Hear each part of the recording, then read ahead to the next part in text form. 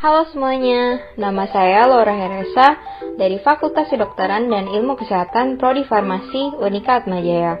Saya membuat video pembelajaran dengan judul Yuk Belajar Larutan Bersama yang akan membahas materi-materi yang berkaitan dengan larutan dan koloid.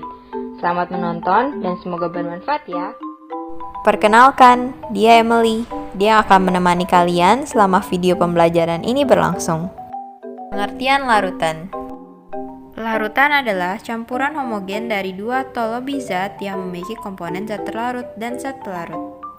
Solvent sebagai zat pelarut dan solut zat terlarut. Contohnya adalah air laut. Air sebagai solvent dan garam sebagai solut. Tipe larutan secara umum, yang pertama ada liquid in liquid, contohnya wine. Yang kedua, ada gas in gas, contohnya udara. Solid in solid, contohnya bronze. Dan solid in liquid, contohnya air gula. Karakteristik larutan yang pertama tidak dapat dipisahkan menggunakan penyaringan atau filter. Komponennya tidak terpisah. Partikel zat terlarut didistribusikan secara merata. Larutan dapat dibentuk dari komposisi zat pelarut dan zat terlarut yang berbeda. Dan umumnya selalu transparan. Kelarutan yaitu kemampuan zat solut untuk larut ke solvent. Jenis-jenisnya, yang pertama adalah larutan tak jenuh, di mana dia masih bisa melarutkan zat. Hasil kali konsentrasi ionnya juga lebih kecil dari KSP.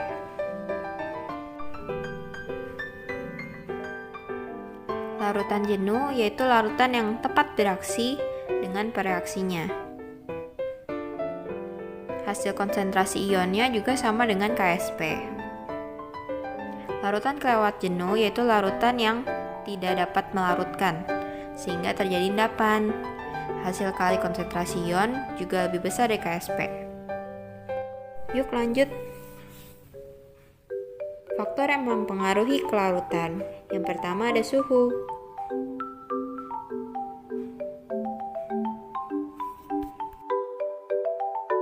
Solut dan solvent itu sendiri.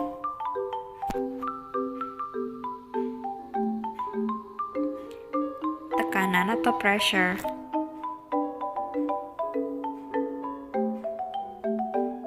Sistem koloid. Koloid merupakan campuran fase pelarihan homogen menjadi heterogen. Ada dua fase, yaitu pelarut dan terlarut. Sifat-sifat koloid seperti berikut. Efek Tyndall. Contoh efek Tyndall adalah sinar matahari yang masuk melewati celah. Berikut adalah tabel perbedaan larutan koloid dan suspensi. Gerak Brown adalah partikel koloid yang bergerak terus-menerus dengan gerakan patah-patah, terjadi sebagai akibat tumbukan yang tidak seimbang. Gerak Brown dapat menstabilkan koloid. Colligative property ada sifat larutan yang bergantung pada zat terlarut, bukan zat pelarut. Penurunan tekanan uap bergantung pada temperaturnya. Semakin tinggi temperatur, semakin tinggi tekanan uap air. Yuk masuk ke rumus. Ini terdapat persamaan rumus tekanan uap larutan ideal yang dapat dihitung berdasarkan hukum Raoult, yang berbunyi tiap komponen dalam suatu larutan melakukan tekanan yang sama dengan fraksi mol kali tekanan uap dari komponen pelarut murni. Di situ juga sudah terdapat keterangan-keterangannya, jadi semoga dapat dipahami ya. Kenaikan titik didih, selisih antara titik didih larutan dengan titik didih pelarut. Berikut adalah rumus untuk mencari kenaikan titik didih yang memiliki satuan derajat per Celsius. Dapat dicari dengan mengkalikan tetapan kenaikan titik didih molal yang memiliki satuan derajat Celsius kilogram per mol dikalikan dengan molalitas larutan yang memiliki satuan mol per kilogram. Penurunan titik beku, selisih antara titik beku larutan dengan titik beku pelarut. Berikut adalah rumus untuk mencari penurunan titik beku dengan satuan derajat Celcius.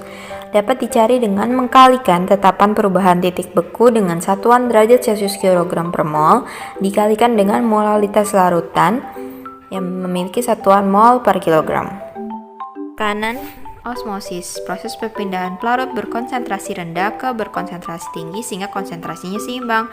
Rumusnya PV/nRT. Perbedaan konsentrasi yang dipisahkan oleh membran semi-permeable ada 3, isotonik, hipotonik, dan hipertonik. Dimana hipertonik itu konsentrasi terlarutnya tinggi, yang hipotonik rendah, dan yang isotonik itu konsentrasi terlarutnya sama. Dialisis dan hemodialisis terjadi pada peristiwa cuci darah, jadi akan melewati membran dialisis khusus. Air sebagai pelarut yang baik, ia disebut pelarut universal.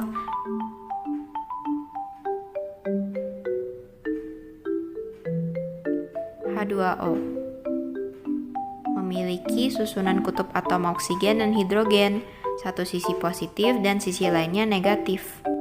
Hal ini memungkinkan molekul air tertarik ke banyak jenis molekul lain dan melarutkannya. Unit konsentrasi. Yang pertama ada percent concentration, di mana dia ada 3 jenis, vapor W, vapor V, dan vapor V. Keterangannya seperti yang digambar, di mana satuannya itu harus cocok antara gram dan mililiter atau kilogram dan liter. Molaritas yaitu jumlah mol zat terlarut dalam 1 liter. Nah, rumusnya mencarinya itu jumlah mol zat per volume larutan. Pengenceran atau dilution. Rumusnya M1 kali V1 sama dengan M2 kali V2. Part per million.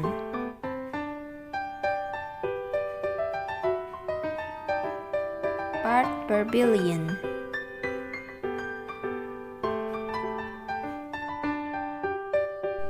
Siap-siap, bakal banyak angka nih. Tapi relax aja ya. Di sini ada contoh soal. Yang pertama, terdapat 20 ml larutan HCl dengan massa jenis 1,2 gram per mililiter.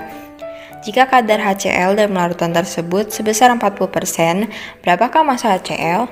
Di sini kita pakai rumus mencari massa larutannya itu dengan mengkalikan volume dengan massa jenis.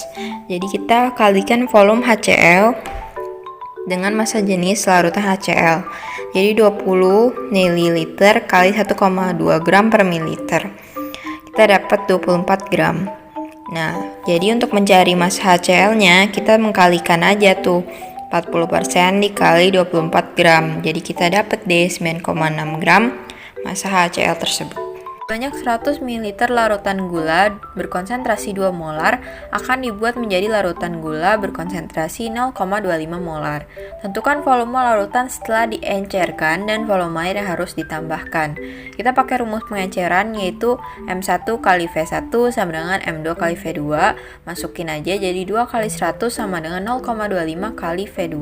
Kita dapat V2-nya 800 ml dan volume air yang harus ditambahkan adalah V2 kurang V1, jadi 800 kurang 100, sama dengan 700 ml.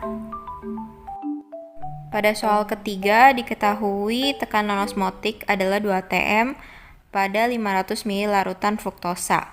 Massa fruktosa yang dilarutkan adalah, kita menggunakan rumus osmotik yaitu MRT, di mana tinggal masukin aja sesuai keterangan. R-nya ketetapan 0,082, suhunya dari 32 derajat Celcius dirubah ke Kelvin jadi 305 derajat Kelvin.